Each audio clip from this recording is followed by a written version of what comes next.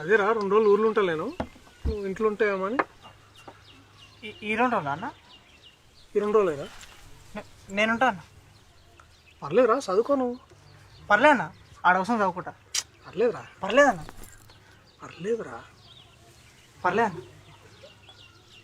పర్లేదు కదా. నిన్ననే మా అయ్య బండ బూతులు తిట్టాడు. ఇప్పుడు కూడా వస్తాంటే గుడ్లు మిట్కరేజ్ చూస్తాడు. నేనైతే ఎడిగిరాను. సరే నేను వస్తాను.